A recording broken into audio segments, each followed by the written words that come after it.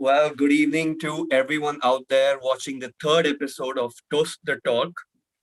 I'm sure most of you are sleepy if you stayed up in Indian time zone to watch the race at 12:30 a.m. I see a lot of excited fans with me who are going to be our panelists for today. Few of them coming in for the first time, few being regulars. I'm sure all of us are going to really enjoy today's session called Toast the Talk. This is our F1 talk show with fans from across India discussing about everything F1. I know last weekend was, or should I say Sunday was a really exciting sporting weekend with fans of cricket, fans of soccer, really enjoying some mouth-watering battles to ease out the disappointment for most folks that I've been hearing from for the past week. The F1 race was actually pretty interesting and exciting. And I'd love to hear what our panelists have to say about that today. We'll go do a round of introductions, and I request each of the panelists to obviously introduce yourself and let us know who you think was the driver of the day from your perspective for the American Grand Prix. Let's start with you, Vignesh. Yeah, for me, the driver of the day should be Bottas. First, he had a wonderful quali. I would say fourth, being due to the technical difficulties which took place, he was fourth. And then he had a penalty. So he normally didn't want to go for that fighting position. He just wanted to help Hamilton out. But the way he played out the entire race, he had that entire steady strategy. And coming to finish sixth, giving Mercedes those valuable points in the constructors, I would say him, the driver of my day. I mean, Bottas has been sneaking in as an awesome driver from behind, the grid while everyone's watching the front. He somehow always just manages to be right up there. I would like to move on to our newest entrant to our panel and another Mercedes fan, Twinkle. Welcome aboard. Yeah. I'd like to introduce yourself and the driver of the day. Sure. So I actually started watching F1 during Hamilton's era. So I'm a huge Hamilton fan. There's no doubt about it. And I think my driver of the day was also Hamilton.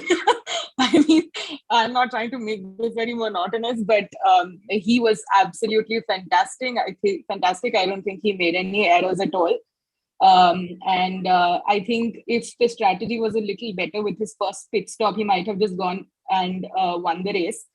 I think around the 51st lap, it became very interesting how things were rolling out between him and Verstappen.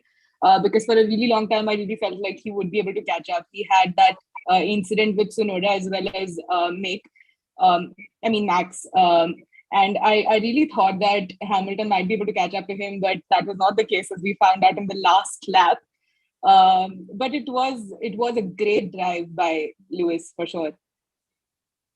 Wonderful. I'm going to pause on a few of the thoughts that you had put up because I'm sure we have a discussion on that.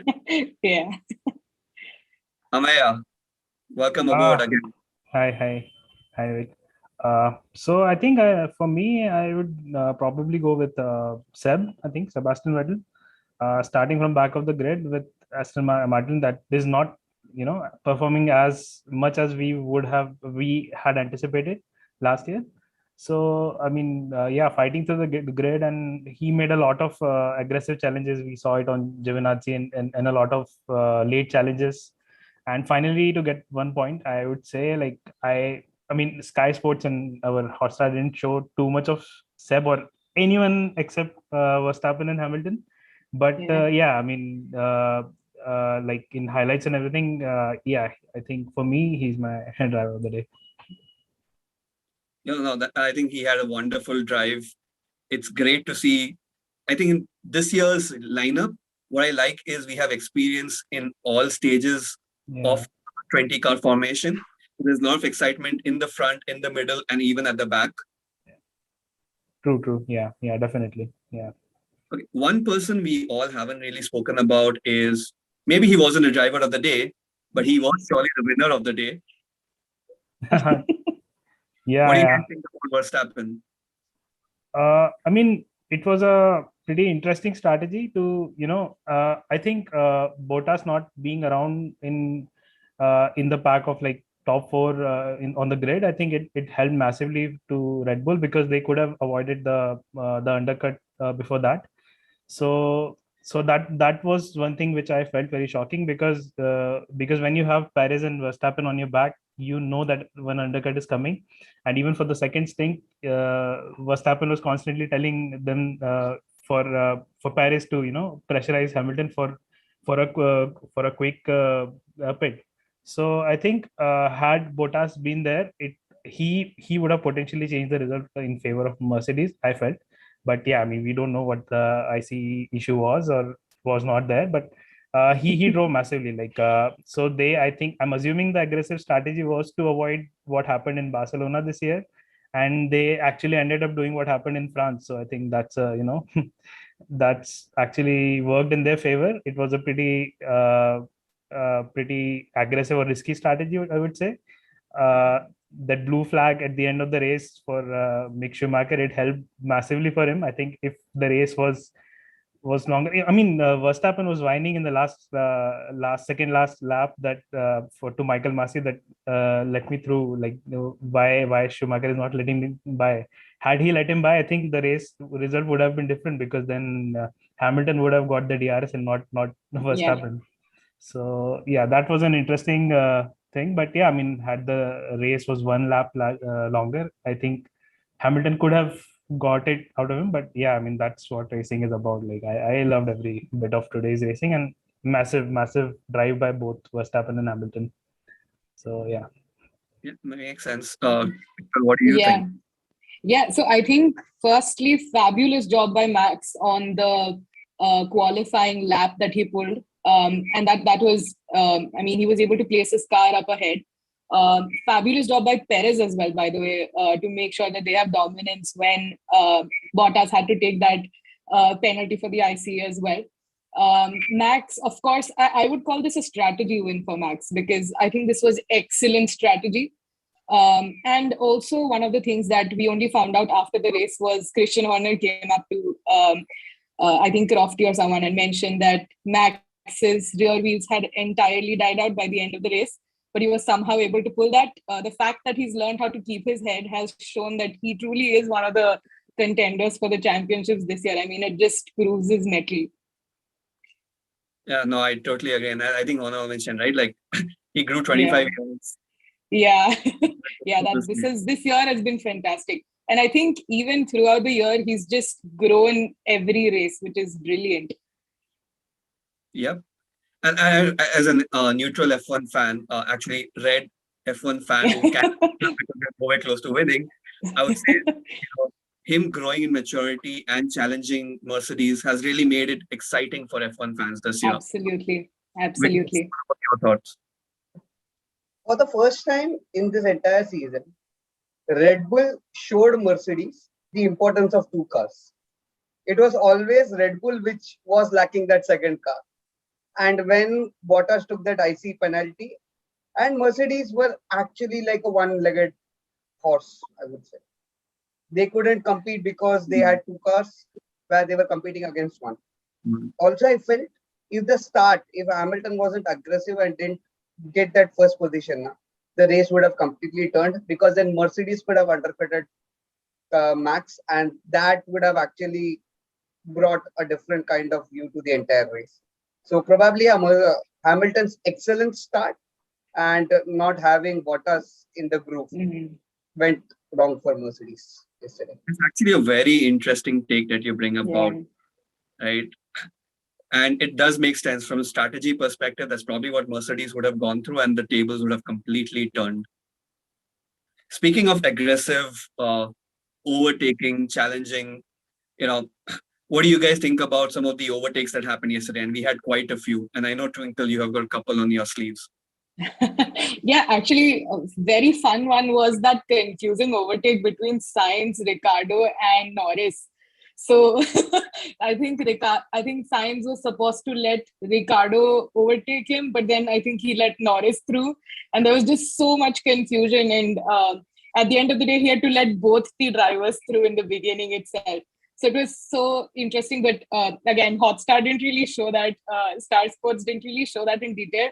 I only found out in the post-race conference that they had that also happened. That was so confusing and that was so amazing. And I think besides that, there was some good. I don't know if I'd call it good actually, but there was something going on between Giovinazzi and Alonso as well, which was very interesting to watch. They were both pushing way too hard, and I think both had to give up their places once to each other. So that was also fun to watch. Yep, no, I totally agree with that. Vignesh, is there any other? For me, it would be Kimi and Alonso. The one which actually I think both of them touched, if it's not Kimi. So, and in which Alonso was actually shouting, the FI needs to know we had a contact. There should be investigation. And then his team engineer tell, yeah, it is being investigated. Because when you know Alonso and Kimi, they have been in the sport for such a long time. They know each other's racing. They have spent more time in the entire racetrack together than probably any other driver in the current circuit. And them fighting for that crucial point in probably the midfield cars is what we as an F1 fan love to watch. It's like two legends racing out in the track. Yeah, totally agree on that one. And I think that's what's made it a lot more fun watching F1 at all levels. Ameya, any other aspects of the race that you felt were really interesting? I mean, one as Twinkle already mentioned, like the scrap between Alonso and Giovinazzi was very interesting, and I actually laughed it out when when Alonso clearly lunged it illegally and he was celebrating like we know that you are going to give the position back. So that was pretty pretty funny. As Vignesh also mentioned that seeing Kimi and Fernando going wheel to wheel brings a lot of memories for us. One thing, yeah, as I've already mentioned, that late some last 5, 6, 7 laps of late aggressive challenges from Seb, those were pretty crucial, because had Kimi not went off track, and he would not be in the position to grab that 1 point. So unfortunately, we were not, except I think Giovinazzi overtake, we were not being able to see. Hotstar didn't show us a lot of late challenges from Seb, but yeah, I mean, I hope we get some other footages, some other onboardings to that. But and yeah, the like McLaren and Ferrari's first lap switcheroos and all these things, they were very interesting, because you don't know, like, was Sainz supposed to be giving position? He was he was sandwiched, so I'm assuming he was letting one McLaren by, and I think he let Ricciardo by instead of Lando. So I haven't seen that, but that footage which they have shown in Hotstar, it's pretty interesting. So yeah, there were a few overtakes. So yeah, it was not as boring as or as dull as a few other races last year. So that's a good thing. Yeah, also I think very interesting that he brings up that the Kimi Raikkonen thing. So he was actually in the points and then he spun somehow, which was very disappointing. Would have been icing on the cake for me. Yeah. Cool. Some of our fans of this show have highlighted that they're beginner novices in the F1 world. So I figured, since we have a lot of passionate fans here and we'd love to have more of them, we'll start off with a new section that we'd call Fundamentals or Fundamentals. And so it's talk about some of the basic concepts of F1 racing, which would help newcomers understand why are we all excited about cars going round and round and round, and also brush up the fundamentals for a lot of others who have been watching the races for a while. And for today, I thought it would be great to start off with flags, which we saw quite a few of in yesterday's race. And each one of you can just take a pick with a flag that you want to talk about. And Twinkle, if you want to start off. Sure. So let's start with the yellow flag. So usually there are two types of yellow flag. One is where there's just a single wave yellow flag, and the second is a double wave yellow flag. So both of these flags usually come out whenever there is an obstacle on the path or whenever there's been a collision. And you have to slow down in both cases, and you also have to also you cannot overtake any other cars when a yellow flag is shown. So that's the yellow flag. And I think that's the most common flag that everybody sees throughout any F1 race. So no matter what happens, whether a car spun out, whether there's been falling parts from a car, it is the flag that's usually shown in case of any obstacle on the track. Yeah, and that's helped a lot of team strategies also and changed race outcomes. Yeah. What do you, Vignesh? Yeah, I would go with the second best flag for any driver. It's a red flag. Now, you might ask why and how. So, a red flag is a flag which is shown when the session is suspended or stopped. It is also shown before the session starts. That's the red lights which you see on the main can also be represented using a flag. Why it is important? Because in a red flag, all the drivers have to come back to the pits, not the pit stop, but in the pit lane. To advantage, they get free change of tires, they get free change of parts. So, and that has helped a lot of strategies over the years. For example, last year, I think so, Monza 2020 was when the red flag situation caused a confusion where Lewis had to lose his first place. So, a red flag, the danger, not only for the driver who has been hurt, but also for the driver who makes a mistake there. Vignesh, I think you forgot Silverstone 21. Red flag. I think the best example this year is Silverstone when Max got out and then Lewis was able to fix his car under the red flag conditions and went on to win the race. The most controversial race of 2021. Totally agree on that one. The most exciting one also. Yeah. Not for Red Bull fans. And not for. So, Ameya, which flag would you want to share? I think as a big consumer of memes, I would say blue flag. So yeah, blue flag is the one where if you are being outlapped by the car leading or like by the car who has already lapped you, so then you have to give the position or you have to let that car by in the first opportunity you get. So yeah, I mean that's pretty self-explanatory. Except if you're Ocon and there is a Verstappen behind you. So yeah, I mean that's blue flag. The only thing like for our guests who want to know more about blue flags, the thing is the driver should be able to let the lapping car pass within 3 blue flags, or else he's shown something which not any driver wants. Yeah. Yep. And what is that flag that you're talking about, Vignesh? It's the black and white flag. A black and white flag is supposed to warn a driver that he is doing something which is not right according to the technical rules and regulations.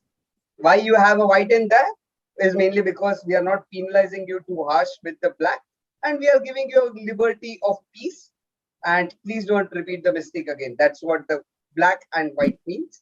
If you keep on doing it, you might end up with a Mercedes livery flag.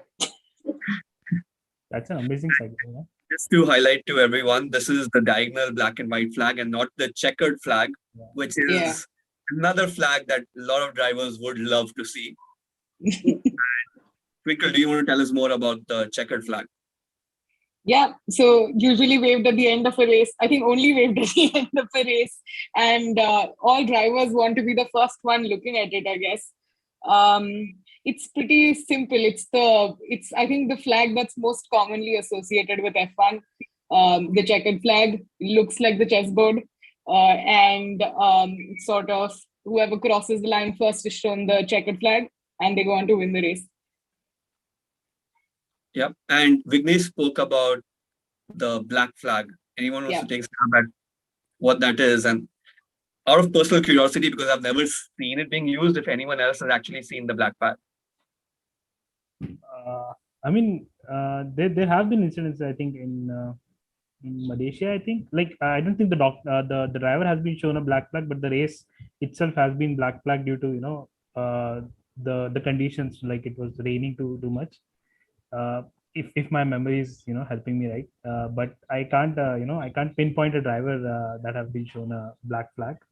So So yeah, I mean, yeah. So black flag is basically final disqualification. You're disqualified from the session. I do remember two drivers who were shown black flag. For those who want, so it is Felipe Massa and Giancarlo Fisichella. These are the last two drivers to be black flag, is based on my knowledge. Wow, And I that's think the black flag is usually shown with the car number of the Yes. driver that's being disqualified. Yes. So, makes sense. Are there any other flags that red and yellow flag are there. I mean, just the red and the yellow oil horizontal spill lines there. flag. Yeah. Yeah, I mean, if there is some oil spill, so there is, I think, if I'm right, I think there is some technicalities in using that flag. That if that flag has been waved, that means there is some oil spill or some obstruction due to which you might skid or you might go off track. Either there is a water or oil or anything, any lubricant. If the flag is held still, I'm not sure how right I am in this one, but I've read it somewhere. That means there is some animal or some on the track, so that you have to drive carefully. So I mean, we I've can, also read about this. yeah. So it's like a pre podcast preparation. Yeah, and then There's we also have also the the white flag. black flag. Oh, We okay. also have a white flag. White flag is mainly to show that a slow moving vehicle is there, normally at the end of a pit straight, because that's the time when the cars are moving out. So the best example is that sometimes, like for example, last year in Russia, Hamilton chose a different place to do his practice starts. Now that is the time when a white flag is shown for the drivers coming out of pits to know that okay, one person is doing a start stop practice, so please take care of that. So white flag is for slow moving objects at the end of the pit. I think there's also another flag for a damaged car, I think, which is a black flag with a orange circle on it. Looks like an inverted Japan flag. So I think that's usually to show that a car is being damaged or there's fire in the car or something of that sort. I think that's the one they call it the meatball flag also or something. Yeah, right. And finally, we forgot the green flag. Oh, yeah. We were saving the best for the last, right? No, I think this season has been too intense to talk about green flags. Yeah, so green flag is whenever you have either a yellow or a double yellow flag, the next sector. So if it is double yellow, it's a full circuit. If it is a single yellow, normally it's on a sector. Just the next sector, you will be given a green flag to say that the obstacle has been covered, so you can again go back full racing. In terms of a double waved yellow flag, once the safety car goes inside the pits, and as soon as the driver crosses the race line, a green flag is shown to indicate, yeah, you are again allowed to move. And finally, you also have a green flag at after the red start. So after the red flag is shown and the race restarts, the first flag to be shown is a green flag. And for all those who see Formula One, whenever the car lines up on a grid, you will find one person going at the back of the grid, waving the green flag to indicate that please start the counter for the lights to go up. And that flag is normally shown after the last car and before the medical car. Okay. Interesting. New piece of information. Yeah. Yeah. So yeah, I think that is literally our crash course, or pun intended there, on flags in F1. And we do have that board also that it comes up, right? The SC board and the VSC board. Yeah. But that's probably going to be another section because I feel we should spend ample time just talking about safety cars. And do that in the next episode. Moving to our last section, which is what the F1, right? Debatable topics on whatever's buzzing in the F1 circuit. And one thing that really caught everyone's attention is, should the regulation stay for next year? Should they be moved to the year after? There was a notification that came out, didn't seem to be an FIA notification, a lot of confusion about that. What do you guys think? Like, maybe Vignesh, you want to tell us about what am I talking about, and then what are your thoughts on it? Yeah. So in terms of regulations, every Formula One season has two regulations. One is a technical regulation, which involves around the build of the car, the dynamics, the structure, and all the other components. And second is a sporting regulation, which is abided on the sports. Now, on the sports, it means basically the point system or the format of the weekend. Probably you might have a sprint race and how to award things for that sprint race. And all these things come under the sporting regulations. Formula One has ensured that, okay, it is telling that it is going to postpone only the sporting regulations because it would be unfair for the teams who have made tremendous investment in the development of next year's car to postpone the technical regulations. So they are not going to do that, and probably they will never get a veto from all the teams to do that. So only the sporting regulation has been changed. Whether it will affect the teams or not would be a matter of concern, because already in this year we have seen a number of drivers taking penalties for the components. Sporting regulations also involves those. So will they keep the same number? So if it is 3 with 23 races, I don't think any team can manage it. Cool. So that would be one thing which we might have to look out for. Other things might be the format of the weekend, because there was talks about Monaco having a different format. I think so, Wednesday, Friday, Sunday format something, or a Wednesday, Saturday, Sunday format. Somewhere they wanted to tweak the format for Monaco itself. That would also might change. And finally, the point system. Probably we have seen over the years that there's 25 points for the first person and going down to the 10th place, getting 1 point, has been just recently introduced since about a decade or so. Earlier, the point systems were different. Probably F1 might try out a new point system, or it might give more points to the sprint race winner, not only for the top 3, because I feel that's not right. So there are a lot of things. Until unless F1 gives a list of what all will be postponed for next year, there is clear no shot as to which team might get advantage out of it or which team might. I agree with Vignesh here, because like when we are discussing about the sporting regulations that have been in talks in news and all these things, I actually was very convinced that it was a clickbait, because you could not see because you could not see the mention of sporting regulation being changed, or like any team talking about it at all anywhere else. But I mean, as long as sporting regulations concerned, I mean, it would have been very unfair for every team who have been building 2022 car, for them to change the technical side of things. So if they are postponing the sporting regulations, I think I mean, it's not the end of the world, I feel, because it depends a lot on the structure, like how they're planning to have. I read somewhere that there would be half of the races, more than half of the races would have the sprint qualifying and all these things. So in that thing, I think I'm assuming that there is a lot of discussion yet to go there. So in terms of point distribution, because as Vignesh said, that it does not make too much sense to give just 3-1 points to sprint winners.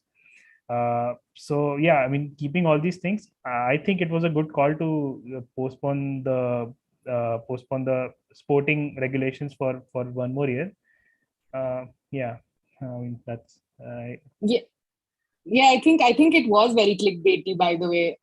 So there has been no official communication at all from anywhere, from neither from FIA nor from any of the teams about any of these. I think dialogues happening. So I think the technical regulations part, that was anyway finalized, and there has been no update to that. However, the sporting regulations that we're talking about, I don't think there has been much to that. There has been a lot of discussions back and forth going on, but I don't think FIA has published anything finalized in terms of the sporting regulations for next year yet. So saying that there are changes or they are cancelling changes is quite unfair right now, because we don't really have that information yet, especially since we don't have it from the authority itself. I think a lot of this is very clickbaity still.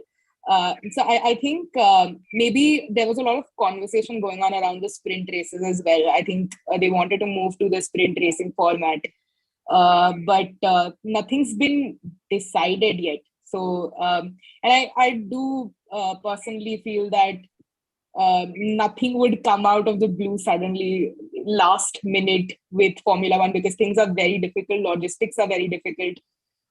Considering they also have a budget cap, and considering how much of the 2022 budget they've already spent on making the changes for their cars as well. I think it's highly unlikely that would change given the time that's left for 22. Yep. I guess it's just a lot of speculation in the air at the moment. It's exciting and fresh. Yeah. As we get to more about it, we'll probably discuss it on this show. As we come towards the end of today's show, again, I think an exciting conversation over an exciting racing weekend. Got to learn a little more about the flags. I want to thank, Twinkle, Ameya, Vignesh for taking your time out, sharing your passion with all of us, sharing your insights and thoughts. And hopefully we're going to have an exciting last few weekends of the year to decide the champion. I know a few people here already have drawn their support lines. We don't know what's going to happen, but I think what all of us can take back is this has no doubt been one of the most exciting championship years that we have had so far, and hopefully it continues to be so. And hopefully the last minute of the Abu Dhabi race is when we get to know who the champion is. Yeah, that would be great to watch. An exciting few weeks ahead before we get to our next race. Thanks a lot, everyone, for viewing. Put your questions down in the comments if you had thoughts on what we should be talking about. You have questions about certain F1 components that you'd like us to discuss and tell you from a layman's perspective. Feel free to put that down in our YouTube comments. Feel free. As we always say, like, share, subscribe. Thanks a lot, everyone. Take care. Thank you, Vivek. You've been lovely. Thanks a lot. Thank you.